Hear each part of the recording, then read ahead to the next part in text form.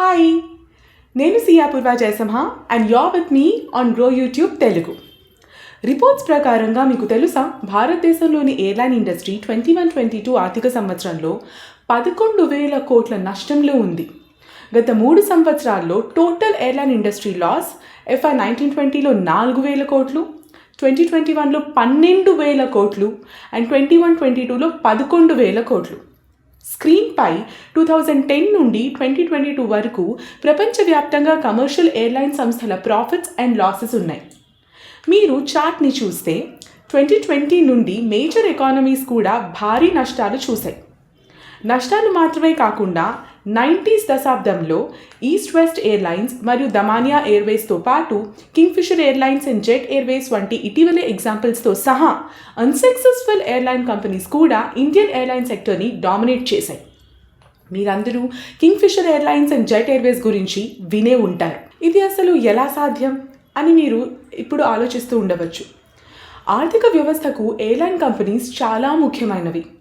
Airline టికెట్లు చాలా ఖరీదైనవి. అయితే ఇండస్ట్రీ మాత్రం భారీ నష్టాల్లో ఎలా ఎదుర్కొంటుంది? కాబట్టి ఈరోజు ఈ వీడియో ఈ ఇండస్ట్రీ నష్టాలతో ఎందుకు పనిచేస్తుందో అర్థం చేసుకోవడానికి మేము ఎయిర్లైన్ ఇండస్ట్రీ యొక్క కాంప్లికేటెడ్ డైనమిక్స్ని అర్థం చేసుకుందాం. ఆకాశాన్ని అంటుతున్న ఫ్యూయల్ ప్రైజెస్ నుండి కట్ త్రోట్ కాంపిటీషన్ వరకు చాలా ఎయిర్లైన్ కంపెనీస్ ఇప్పటికీ లాసెస్ ఫేస్ చేయడానికి గల కారణాలు మేము డిస్కస్ చేస్తాం. కాబట్టి మేము ఎయిర్లైన్ ఇండస్ట్రీ యొక్క ఫైనాన్షియల్ హర్డల్స్ని డీటెయిల్డ్గా లోతుగా ఎగ్జామిన్ చేస్తాం. సో టేక్ ఆఫ్కి సిద్ధం అవ్వండి. బట్ బిఫోర్ దాట్ గ్రో యూట్యూబ్కి సబ్స్క్రైబ్ చేసుకోండి. పర్సనల్ ఫైనాన్సెస్ అండ్ ఇన్వెస్ట్మెంట్స్కి సంబంధించి ఎంతో ఇన్ఫర్మేషన్, ఎన్నెన్నో వీడియోస్ ఇక్కడ ఉంటాయి. Now let's get start. మేము ఎయిర్లైన్ ఇండస్ట్రీ యొక్క ఫైనాన్షియల్ హర్డల్స్ వెనుక కారణాలు డిస్కస్ చేసే ముందు ఫస్ట్లీ ఇండస్ట్రీ గురించి బ్రీఫ్ ఎవల్యూషన్ అండ్ హిస్టరీ అర్థం చేసుకుందాం. భారతీయ ఎయిర్లైన్ ఇండస్ట్రీ ప్రపంచంలోనే అత్యంత వేగంగా అభివృద్ధి చెందుతున్న వాటిల్లో ఒకటి. 2024 నాటికి ప్రపంచవ్యాప్తంగా 3వ అతిపెద్ద ఎయిర్లైన్ మార్కెట్గా గ్రో అవ్వనుందని ఎక్స్పర్ట్స్ ప్రిడిక్ట్ చేస్తున్నారు. FY 2022లో భారతదేశం దాదాపు 189 మిలియన్ మంది ప్రయాణికులు కలిగి ఉంది. అందులో 166 మిలియన్లకు పైగా డొమెస్టిక్ ప్యాసింజర్స్ ఉన్నారు. FY 21లో 105 మిలియన్స్ నుండి సంవత్సరానికి 58% పెరిగింది. 2010లో 79 మిలియన్ మంది ప్రజలు భారతదేశం లోపల ప్రయాణించారు, డొమెస్టిక్ ట్రావెల్. 2017 నాటికి అది 158 మిలియన్లకు రెట్టింపైంది. మరియు 2037 నాటికి ఈ సంఖ్య 520 మిలియన్లకు చేరుతుందని అంచనా. ప్రస్తుతం భారతదేశంలో 92 డొమెస్టిక్, 29 ఇంటర్నేషనల్ మరియు 10 కస్టమ్ ఎయిర్పోర్ట్స్తో సహా 131 ఆపరేషనల్ ఎయిర్పోర్ట్స్ ఉన్నాయి. భారతదేశంలో మొదటి ఎయిర్లైన్ కంపెనీ ఏదో తెలుసా? భారతదేశంలో మొట్టమొదటి airline company Tata air services JRD Tata చే స్థాపించబడింది 1932లో. అప్పటి నుంచి భారతదేశంలో 1950 నాటికి దేశవ్యాప్తంగా అనేక చిన్న ఎయిర్లైన్ కంపెనీస్ క్రియేట్ అయ్యాయి. 1953లో భారత ప్రభుత్వం అన్ని ముఖ్యమైన ఎయిర్లైన్ కంపెనీస్ రెగ్యులరైజేషన్ ప్రాసెస్ చేపట్టి ఎయిర్లైన్ ఇండస్ట్రీనే జాతీయం చేసేసింది. అయితే 1917లో వార్ అండ్ పొలిటికల్ డిస్టర్బెన్సెస్ కారణంగా air India and Indian airlines చాలా నష్టాల్లో నడిచాయి మరియు దాని ఏజ్ ఓల్డ్ విమానాలతో బిజినెస్ చేయాల్సి వచ్చింది. 1990 యొక్క దశాబ్దానికి భారతదేశం యొక్క ఫైనాన్షియల్ క్రైసిస్ సమయంలో ప్రభుత్వం ప్రైవేట్ ఎయిర్లైన్స్ని మరోసారి ఆపరేట్ చేయడానికి అనుమతించింది. 1994 నాటికి భారతదేశం ఎయిర్లైన్ లాస్ అండ్ రెగ్యులేషన్స్ అన్ని చట్టాలను రద్దు చేసింది అండ్ షెడ్యూల్డ్ ప్రైవేట్ ఎయిర్లైన్స్ను ఆపరేట్ చేయడానికి అనుమతించింది. అప్పటి నుండి ఇండియన్ ఎయిర్లైన్ ఇండస్ట్రీ అనేక airline companies rise and fall చూసింది. యాజ్ ఆన్ డేట్ భారతదేశంలో సుమారు 13 ఎయిర్లైన్ కంపెనీస్ పనిచేస్తున్నాయి. జూలై 2022 డేటా ప్రకారంగా IndiGo airline company highest market share కలిగి ఉంది, followed by Vistara and Air India third పొజిషన్లో ఉంది. స్క్రీన్పై మనం InterGlobe Aviation Limited IndiGo company యొక్క క్వార్టర్లీ ఫైనాన్షియల్ రిజల్ట్స్ని చూస్తున్నాం. సెప్టెంబర్ 2019 నుంచి గమనిస్తే ప్రతి ఒక్క క్వార్టర్ ఇండిగో కంపెనీ లాసెసే డిక్లేర్ చేసింది. కేవలం డిసెంబర్ 2019 అండ్ డిసెంబర్ 2021లో మాత్రమే ప్రాఫిట్స్ చూపించగలిగింది. ఇప్పుడు ఎయిర్ ఇండియా విషయానికి వద్దాం. స్క్రీన్ మీద చూసినట్లయితే గత 7 సంవత్సరాలుగా air India continuous losses report చేస్తుంది. ఈ లాస్ ట్రెండ్ కేవలం ఈ 2 కంపెనీస్కి మాత్రమే పరిమితం కాదు. ఆల్ ఎయిర్లైన్ కంపెనీస్ గత కొన్ని సంవత్సరాలుగా లాసెస్సే రిపోర్ట్ చేస్తున్నారు. స్పైస్ జెట్ కూడా 2019, 20 అండ్ 21లో లాసెస్ రిపోర్ట్ చేసింది. ఎయిర్లైన్ ఇండస్ట్రీలోనే హయ్యెస్ట్ మార్కెట్ షేర్ కలిగి ఉన్న ఇండిగో లాసెస్ ఎలా రిపోర్ట్ చేస్తుంది అని మీరు అనుకోవచ్చు. సో ఈ ఎకనామిక్స్ని అర్థం చేసుకునే ముందు ఫస్ట్లీ అసలు ఎయిర్లైన్ ఇండస్ట్రీకి రెవెన్యూ అండ్ ఆపరేటింగ్ మోడల్ని డీటెయిల్డ్గా చూద్దాం. ఎయిర్లైన్ ఇండస్ట్రీ యొక్క మెయిన్ రెవెన్యూ సోర్సెస్ ఏంటంటే ప్యాసింజర్ టికెట్ సేల్స్ అంటే మనం ఫ్లైట్ టికెట్స్కి పెట్టే డబ్బులు, కార్గో సర్వీసెస్ అంటే ఎయిర్లైన్లో గూడ్స్ పంపించడం, food and beverage sales on board ఫ్లైట్లో ఫుడ్ జరిగే సేల్స్, ఇతర service income such as baggage fees, seat upgradation charges, inflight entertainment etcetera. So వీటిలో కూడా అత్యంత ముఖ్యమైన రెవెన్యూ సోర్స్ ఏంటి అంటే ప్యాసింజర్ టికెట్ సేల్స్ అని చెప్పుకోవచ్చు.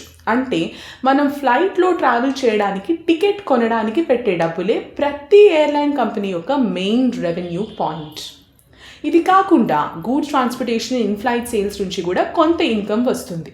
ఇప్పుడు మెయిన్ టాపిక్కి వచ్చేద్దాం. అసలు ఈ ఎయిర్లైన్ కంపెనీస్ ఎందుకు లాసెస్లో రన్ అవుతున్నాయి? ఫస్ట్ మనం తెలుసుకోవాల్సిన విషయం ఏంటంటే ఎయిర్లైన్ ఇండస్ట్రీ అనేది క్యాపిటల్ ఇంటెన్సివ్.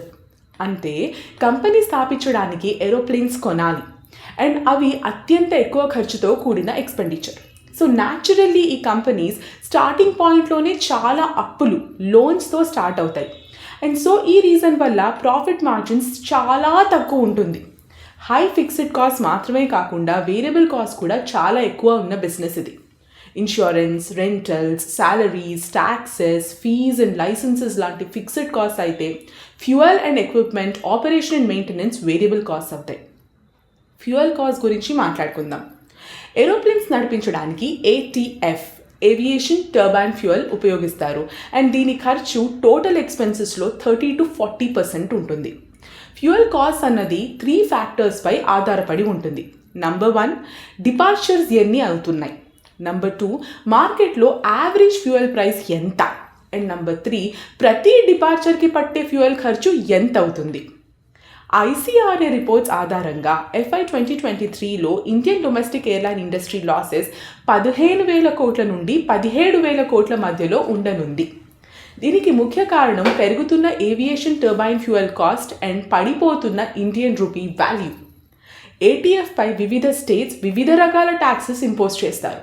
ఏటీఎఫ్ పై ట్యాక్స్ రేట్స్ 15% to 30% ఉంటుంది. సో ఇది కూడా పెరిగే ఫ్యూయల్ కాస్ట్కి ఇంకొక కారణం. రష్యా యుక్రెయిన్ వార్ మొదలై ఆల్మోస్ట్ సంవత్సరం అవుతుంది అండ్ దీనివల్ల ఏటీఎఫ్ ధరలు ఇంకా ఎక్కువ పెరిగాయి. వార్ వలన ఆయిల్ సప్లై తగ్గిపోయింది. సో న్యాచురల్లీ ఏటీఎఫ్కి కావాల్సిన ఆయిల్ ఖర్చు పెరిగింది అండ్ సో ఏటీఎఫ్ ధరలు కూడా పెరిగాయి. వార్ని ఆపేందుకు గ్లోబల్ లెవెల్లో కొన్ని కంట్రీస్ రష్యాపై ట్రేడ్ శాంక్షన్స్ ఇంపోజ్ చేశారు. దీని వలన కూడా ఆయిల్ సప్లైస్ తగ్గి ఆయిల్ రేట్స్ పెరిగి జెట్ ఫ్యూయల్ ప్రైసెస్ని అఫెక్ట్ చేశాయి.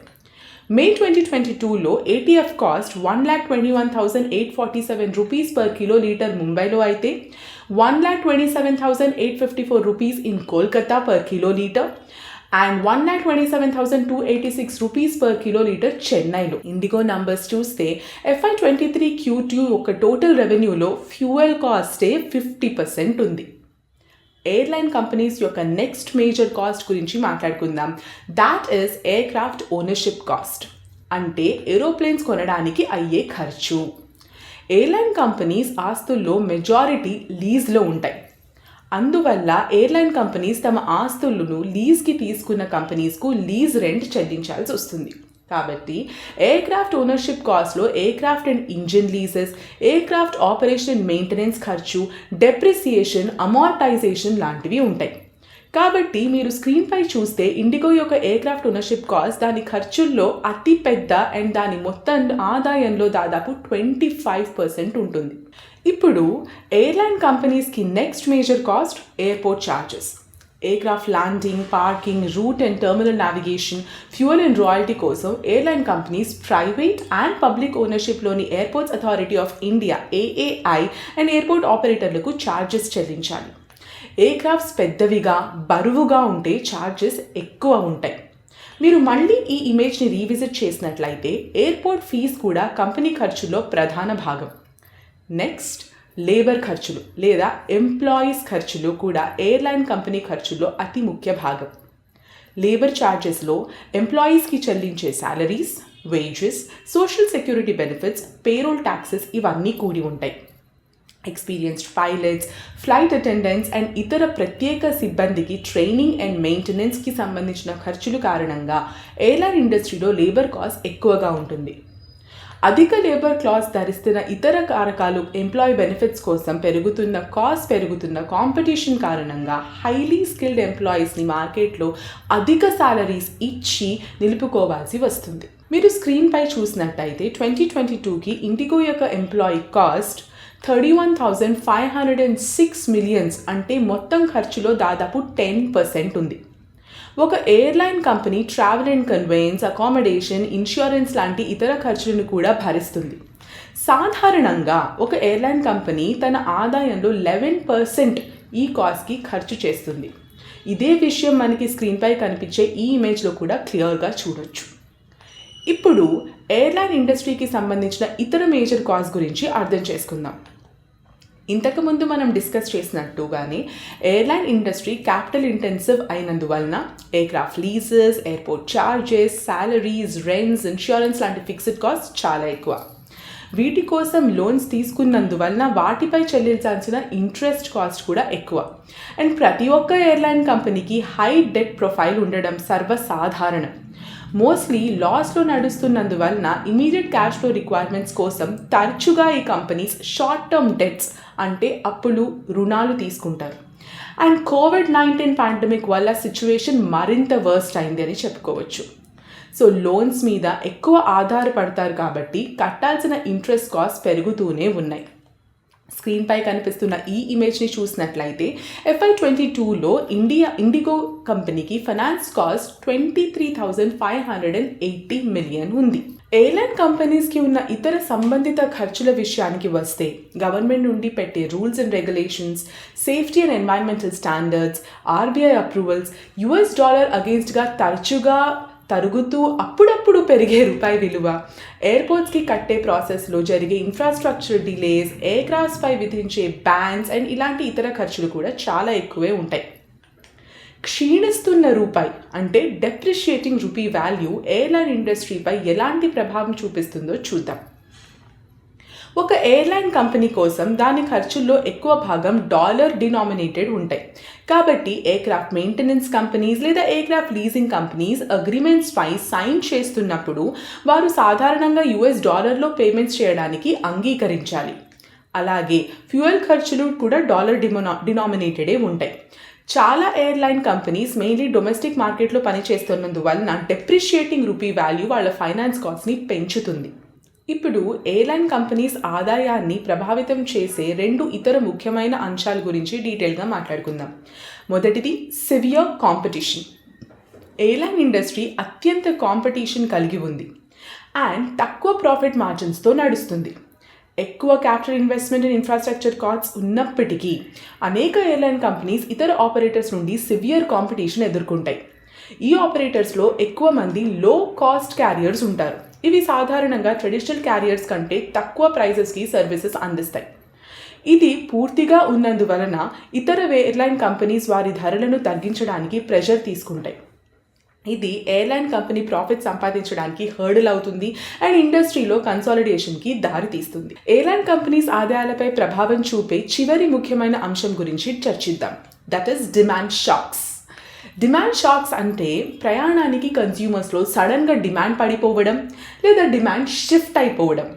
ఎకనామిక్ స్లోడౌన్స్ వల్ల కావచ్చు, న్యాచురల్ డిజాస్టర్స్ వల్ల కావచ్చు, లేదా ఇతర జియోపొలిటికల్ ఫ్యాక్టర్స్ వల్ల కూడా కావచ్చు. అనేక అంశాలు ఈ డిమాండ్ని అఫెక్ట్ చేస్తాయి మరియు ఈ డిమాండ్ షాక్స్ ఎయిర్లైన్ కంపెనీస్ ఆదాయాన్ని ప్రభావితం చేస్తాయి. మీకు అమెరికాలో 9/11 గుర్తుందా? 9/11 తర్వాత ప్యాసింజర్ ఎయిర్క్రాఫ్ట్స్ చాలా రోజుల పాటు నిలిచిపోయాయి.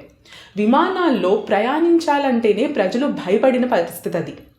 ఈ భయాన్ని అధిగమించడానికి దాదాపు 2 సంవత్సరాలు పట్టింది. ప్రయాణానికి ఎయిర్ ట్రావెల్ చేయడానికి ఇష్టపడలేదు. అంతేకాకుండా దాడులు మరియు రిసెషన్ కారణంగా బిజినెస్ ట్రావెల్ డిమాండ్ పడిపోయింది. దీని కారణంగా US ఎయిర్లైన్ ఇండస్ట్రీ 2001లో $8 బిలియన్ నష్టపోయింది. అండ్ 2006 వరకు ఇండస్ట్రీ మళ్ళీ లాభదాయకంగా నడవలేకపోయింది. ఆ 5 ఏళ్ల నష్టం చూస్తే $60 బిలియన్ చేరుకుంది. అండ్ 2008లో జరిగిన గ్రేట్ రిసెషన్ సమయంలో ఎయిర్లైన్ కంపెనీస్ మళ్ళీ నష్టపోయాయి. కానీ అత్యంత హారబుల్ ఇంపాక్ట్ మాత్రం COVID-19 పాండమిక్లో జరిగింది. మీరు చార్ట్లు చూస్తుంటే మీకు అర్థమవుతుంది ఇది ఎయిర్లైన్ ఇండస్ట్రీని డైరెక్ట్గా ఎంతగానో ఇంపాక్ట్ చేసిందో. వారి ఆదాయాలను బాగా తగ్గించేసింది. మీరు స్క్రీన్పై ఇమేజ్ చూస్తే COVID-19 సమయంలో గ్లోబల్ ఎయిర్లైన్ ఇండస్ట్రీ ఆదాయం 55.6% పడిపోయింది. అది చాలా పెద్ద నంబర్. లాక్డౌన్స్ కారణంగా ప్రపంచవ్యాప్తంగా ప్రయాణించే ప్రయాణికుల సంఖ్యే బాగా పడిపోయింది. 2019తో పోలిస్తే 2022లో ప్రయాణికుల సంఖ్య దాదాపు 60% తగ్గింది. ఎయిర్లైన్ కంపెనీస్ ఆల్రెడీ నష్టాల్లో నడుస్తాయి అండ్ ఇటువంటి డిమాండ్ షాక్స్ వాటిని మళ్ళీ ఇంకా ఎక్కువ నష్టాల్లో ముంచేస్తాయి. ఇప్పుడు మీరు స్క్రీన్పై ఇమేజ్ చూస్తే మార్చ్ 2011 నుండి మార్చ్ 2022 వరకు ఇండిగో ఆదాయం అండ్ ఖర్చులు దాదాపు ఒకే విధంగా ఉన్నాయి. దీని అర్థం ఖర్చులు తగ్గించుకోవడం ఒక రకమైన పెద్ద ఛాలెంజ్. అందుకే చాలా ఎయిర్లైన్ కంపెనీస్ నష్టాలను ఎదుర్కొంటూనే ఉన్నాయి లేదా చాలా తక్కువ ప్రాఫిట్స్ సంపాదిస్తున్నాయని చెప్పుకోవచ్చు. ఫైనల్లీ ఎయిర్లైన్ కంపెనీ లాసెస్ ఎందుకు ఆపరేట్ చేస్తున్నాయనడానికి ఇవి కారణాలు. Number 1, fuel, equipment, operation and maintenance లాంటి ఇతర వేరియబుల్ కాస్ట్ చాలా ఎక్కువ ఉన్నందువలన. Number 2, salaries, insurance, taxes, fees, licences లాంటి ఫిక్స్డ్ కాస్ట్ చాలా ఎక్కువ ఉన్నందువలన. Aircraft ownership cost, aircraft engine rentals, aircraft maintenance cost, depreciation and amortisation లాంటి ఖర్చులు చాలా ఎక్కువ ఉన్నందువలన. పబ్లిక్ అండ్ ప్రైవేట్ ఎయిర్పోర్ట్ ఆపరేటర్స్కి కట్టాల్సిన ఎయిర్పోర్ట్ ఛార్జెస్ చాలా ఎక్కువ ఉన్నందువలన. క్యాపిటల్ ఇండస్ట్రీ అయినందువలన ఎక్కువ లోన్స్ తెచ్చి వాటిపై కట్టాల్సిన ఇంట్రెస్ట్ కాస్ట్ లేదా ఫైనాన్స్ కాస్ట్ చాలా ఎక్కువ ఉన్నందువలన. ఇవి కాకుండా గవర్నమెంట్ రెగ్యులేషన్స్ అండ్ సేఫ్టీ రూల్స్ని పాటించాల్సి వచ్చినందువలన. తీవ్రమైన కాంపిటీషన్ని తట్టుకొని ఈ ఇండస్ట్రీలో ఉండాలి అంటే ఫ్లైట్ ఛార్జెస్ని పెంచి ఎక్కువ రెవెన్యూ సంపాదించే ఆప్షన్ లేనందువలన. Political events, wars, disasters, pandemics, recession లాంటి ఎక్స్టర్నల్ ఫ్యాక్టర్స్ డిమాండ్ షాక్స్ ఇచ్చి సడన్గా పూర్తిగా డిమాండ్ని తగ్గించనందువలన. ఎయిర్లైన్ ఇండస్ట్రీ పబ్లిక్కి ఎసెన్షియల్ సర్వీసెస్ అందిస్తారు. కానీ ఒక్క ఎయిర్లైన్ కంపెనీ పెట్టి దాన్ని సక్సెస్ఫుల్గా, ప్రాఫిటబుల్గా నడపాలంటే అది సులువైన విషయం కాదు. ఇన్ని ఛాలెంజెస్ని తట్టుకొని అతి కొన్ని కంపెనీస్ అప్పుడప్పుడు ప్రాఫిట్స్ చూపిస్తున్నాయి, కానీ ఎక్కువ శాతం కంపెనీస్ మాత్రం కన్సిస్టెంట్గా లాసెస్లోనే నడుస్తున్నాయి. Airline industry as a whole profitable అవ్వాలంటే అది ఈ ఎకానమీకి ఉన్న అతి పెద్ద ఛాలెంజ్ అని చెప్పుకోవచ్చు. ఇది గ్రో ఎక్స్ప్లెయిన్ సిరీస్లో ఎయిర్లైన్ ఇండస్ట్రీ అనాలిసిస్. మాకైతే ఈ వీడియో అండ్ దీంట్లో ఉన్న ఇన్ఫర్మేషన్ చాలా నాలెడ్జ్ ఇచ్చింది. మీకు కూడా ఈ వీడియో నచ్చినట్లయితే ఇటువంటి ఎన్నో వీడియోస్ గ్రో యూట్యూబ్కి సబ్స్క్రైబ్ చేసుకుంటే మీరు చూడొచ్చు. Thank you.